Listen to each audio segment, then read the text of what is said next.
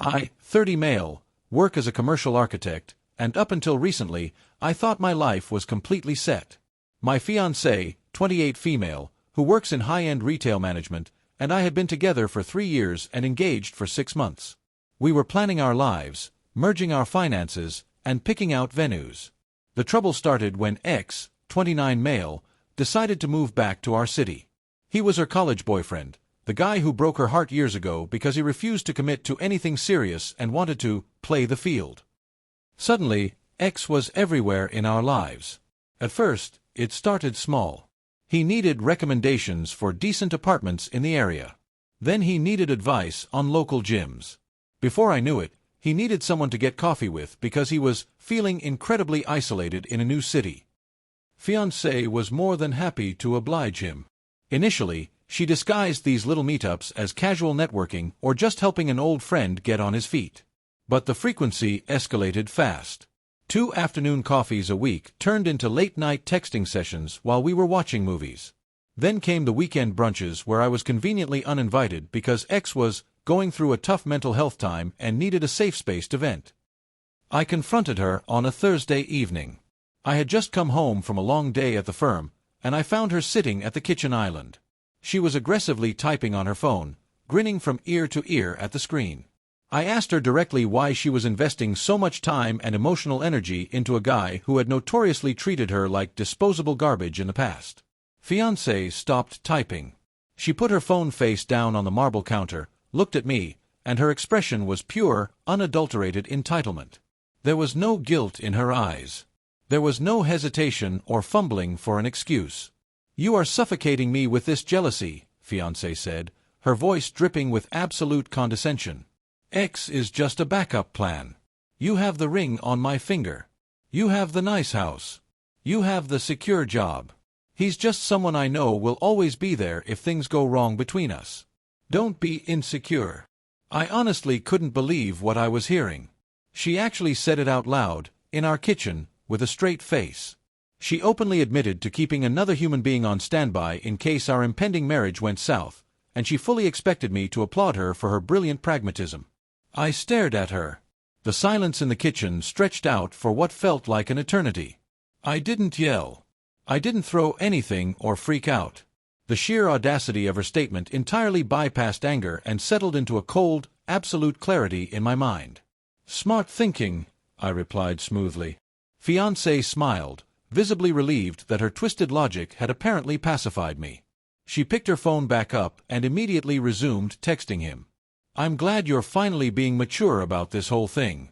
I'm actually going out for a drink with him tonight to celebrate his new apartment lease. Don't wait up."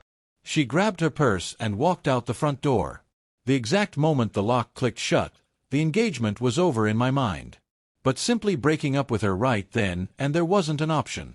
Fiancée was incredibly vindictive, highly materialistic, and cared deeply about her image. If I just dumped her on the spot, she would twist the narrative, play the victim to our mutual social circles, and try to take half of the financial assets we had temporarily pooled for the wedding. I needed a bulletproof strategy. If she was operating with a backup plan, I needed a plan A. And I needed to make sure she walked away with absolutely nothing she didn't rightfully earn. I immediately opened my laptop and pulled up our joint savings account. This was the account we opened specifically for the wedding expenses. It had exactly $40,000 sitting in it. $32,450 of that total was directly from my annual bonuses and paychecks. The remaining $7,550 was hers. I needed to act fast before she drained it to impress him, but I needed to act strictly within the bounds of the law. First thing the next morning, I called a family law attorney I knew. I explained the entire situation in detail. The attorney confirmed exactly what I needed to hear regarding United States banking and property laws. Because we were not legally married yet, there was absolutely no marital property or community property involved. The joint bank account was held as joint tenants. Legally speaking, either account holder could withdraw the entire balance without the bank stopping them. However, to avoid a messy civil claim of conversion from her later on, the attorney strongly advised me to paper trail my exact deposits. I spent 4 hours at my desk downloading every single pay stub and direct deposit receipt from the last 6 months. I calculated my exact contribution down to the very last penny, $32,450. I marched down to the bank and transferred that exact amount into a brand new, individual account solely in my name at a completely different banking institution. I left her $7,550 entirely untouched. Next up was the living situation. The apartment lease was entirely in my name. I paid the rent directly from my personal checking account every month.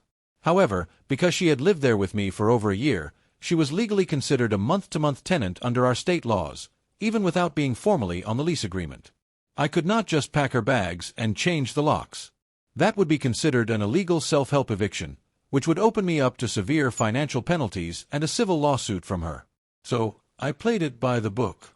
I drafted a formal 30-day notice to quit, making sure it fulfilled the exact statutory requirements for our state to terminate a month-to-month tenancy. I printed it out, signed it, and kept it securely in my briefcase until the right moment. Meanwhile, Fiancée's entitlement was reaching astronomical new heights. My future mother-in-law, 55 female, called me that weekend, completely oblivious to what was brewing. "We found the perfect wedding venue," future mother-in-law announced cheerfully over the phone. "It requires a non-refundable $15,000 deposit by this Friday to hold the date. I told Fiancée you would wire the money directly to the vendor today. I'll send you the routing number." "I'll take a close look at the contract," I lied smoothly, ending the call. Fiancée was spending more and more time out with X. She even started charging expensive dinners and drinks to my personal credit card, the one she was an authorized user on for emergencies. I immediately logged into the credit card portal and completely revoked her authorized user status. Her card was going to decline the very next time she tried to buy her backup plan a steak dinner. While she was busy cultivating her side piece, I decided to formally execute my plan A. I reached out to Date, 27 female. Date was a brilliant, incredibly sharp-witted corporate lawyer I knew from my university alumni network. We had always shared a strong mutual attraction, but the timing had never worked out for us in the past. I asked her out to dinner that week. I didn't play any games. I was entirely transparent with her about my current situation. I told her the engagement was completely dead, the legal severance was currently underway, and I was dealing with a wildly entitled soon-to-be ex-fiancé who thought she was untouchable. Date actually found the entire strategic situation fascinating and happily agreed to go out with me. Now, Fiancée had been bragging for weeks to her friends about this exclusive, invite-only charity gala happening downtown. I had originally secured 2 highly coveted tickets through my architecture firm for us to attend. On Thursday morning, Fiancée casually mentioned while pouring her coffee that she was going to the gala with X instead of me because he really needed to network for a new job, and you hate wearing tuxedos to those events anyway. She fully assumed I would just roll over, stay home, and play video games. She assumed very wrong. I immediately called the event organizers, verified my firm's premium sponsorship table, and confirmed my 2 seats were locked in. I called Date and asked if she wanted to attend a high society gala and potentially witness a spectacular, completely justified meltdown. She laughed and bought a stunning new dress that same afternoon. The night of the gala arrived. Fiancée spent 3 hours getting ready in our master bathroom. She wore an expensive emerald gown, completely oblivious to the fact that her entire comfortable world was about to collapse. She kissed me casually on the cheek, told me to order a pizza for myself, and left to meet X. 30 minutes later, Date arrived at my apartment. She looked absolutely incredible. We took a private black car down to the venue. The gala was held in a massive, opulent ballroom right in the center of downtown. There were hundreds of people, massive champagne towers, and a full live orchestra playing. I led Date to our firm's sponsored table. It was perfectly positioned right near the center of the room with a view of the main floor. We sat down, ordered top-shelf drinks, and waited for the show to begin. It took exactly 20 minutes for Fiancée to finally notice me. She was walking back from the main bar with X trailing right behind her like an obedient little lapdog. Her eyes casually scanned the room, landed dead on my table, and locked onto me. She stopped dead in her tracks, causing a waiter to awkwardly step around her. I raised my glass of bourbon in a slow, silent toast right at her. Fiancée marched over, the heels of her shoes clicking angrily against the marble floor. Her face was flushed red with anger. X hovered nervously a few feet away, clearly uncomfortable with the wealthy crowd. "What are you doing here?" Fiancée hissed at me, leaning in and keeping her voice low to avoid making a public scene. "And who the heck is this?" She glared daggers at Date. Date simply smiled back calmly, taking a slow, elegant sip of her wine. "I'm attending the gala my firm sponsored," I said casually, leaning back in my chair. "And this is Date. She's my plan A." Fiancée's jaw practically hit the floor. Her eyes widened in disbelief. "You're what? Are you insane? We are engaged. You cannot bring another woman on a date to a public event while I am in the same room." "You brought X," I pointed out smoothly. "That's entirely different." "I told you, he's just a backup plan," she whispered furiously, her massive entitlement completely blinding her to the glaring hypocrisy of her own words. "You tell this woman to leave right now, or we are absolutely done." "We are done," I said. And let me tell you, the words felt incredibly good to finally say out loud. "The wedding is officially off. I highly suggest you go enjoy the rest of your evening with your backup. Because he's about to become your primary." Fiancée stared at me, her brain clearly struggling to process the sudden, harsh rejection. She turned her anger toward Date. "You think you've won a prize or something? Good luck. He's paying for my entire life." Date gracefully set her wine glass down on the table. "Actually, from what I understand, he completely revoked your credit card access yesterday afternoon. And since you aren't legally married, you have absolutely zero legal claim to a single dime of his income. Have a truly wonderful evening." Panic finally set in. Fiancée pulled out her phone with shaking hands and frantically opened her mobile banking app. I sat there and watched her face completely drain of color as she saw the joint savings account balance sitting at a measly $7,000 instead of $40,000. "Where is the money?" she demanded, her voice losing its whisper and rising in pure panic. People at the adjacent tables were starting to stare at us. "Safely secured in a private account in my name," I replied, not breaking eye contact. "I took back exactly what I deposited from my own paychecks. You can keep your $8,000. Consider it a generous parting gift." X finally decided to step forward, trying to puff out his chest and act tough. "Hey man, you can't treat her like that. You need to give her the money back right now." "Or what?" I asked, standing up slowly. I was significantly taller and broader than him. He immediately swallowed hard and took a step back. "She's your problem now. Good luck financing her high-end lifestyle on whatever you're making these days." Fiancée lost it. She let out a high-pitched, completely unhinged shriek of pure rage. She grabbed a full glass of red wine from the nearest empty table and tried to hurl it right at my face. I saw it coming and stepped back quickly. The wine splashed harmlessly against the white linen tablecloth. Two large event security guards immediately materialized out of the crowd. They grabbed Fiancée by both arms. She kicked, thrashed, and screamed profanities at the top of her lungs about my money, the apartment, and the ruined wedding venue. They physically dragged her out of the ballroom in front of hundreds of people. X hurried after her, looking utterly humiliated and keeping his head down.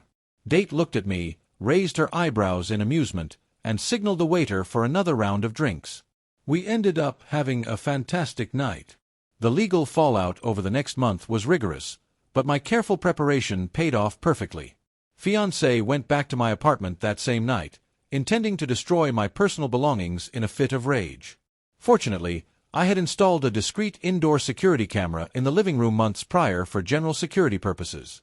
The camera caught her taking one of my golf clubs and smashing my 70-inch television to pieces, and then taking a pair of kitchen scissors to slash the cushions on my expensive living room sofa. I didn't call her. I didn't argue with her. I just walked straight into the local police precinct the very next morning with the high-definition video footage loaded onto a flash drive. Under our state law, malicious destruction of property exceeding $250 is a criminal offense. The police reviewed the tape and immediately dispatched 2 officers to the apartment. They arrested her right on site. The look of absolute terror and disbelief on her face as they placed her in handcuffs and read her rights was the exact closure I didn't know I needed. While she was down at the station being booked, I formally served her the 30-day notice to quit. I handed it directly to her when she returned to the apartment later that day on bail, legally starting the eviction clock. She was forced to sleep in the guest bedroom for the remainder of the month. Future mother-in-law called me incessantly, threatening to sue me for breach of promise and aggressively demanding I pay the venue deposit anyway because her daughter was distressed. I had my attorney send her a swift cease and desist letter explicitly outlining that heart bomb actions, which are lawsuits for broken engagements, have been completely abolished in our state since the 1930s. She had zero legal standing. The venue deposit was her problem to deal with. The final piece of business to tie up was the engagement ring. I had purchased the ring for $12,000. When I formally demanded it back, Fiancée laughed in my face and told me she had pawned it to pay for a criminal defense lawyer to fight the property damage charge.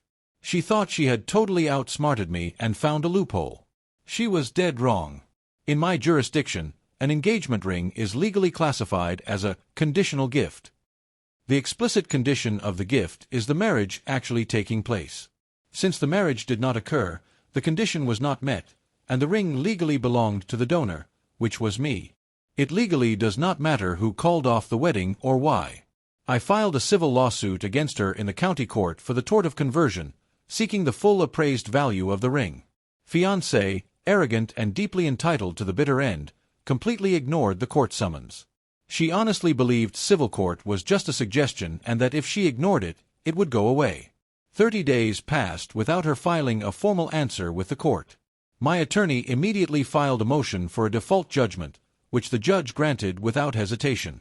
Armed with the official court judgment, we didn't just ask her nicely for the money.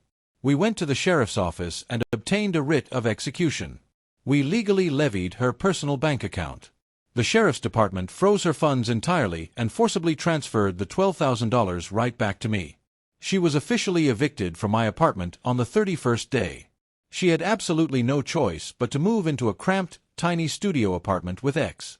Last I heard through the grapevine, X couldn't handle the immense financial pressure of supporting her constant demands and completely dumped her, proving exactly how unreliable a backup plan can truly be.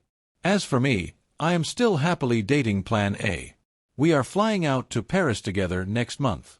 If you want to ensure you never end up as someone's backup plan, and catch more stories of extreme entitlement getting expertly crushed by the legal system, hit that subscribe button before your ex tries to move into your spare bedroom.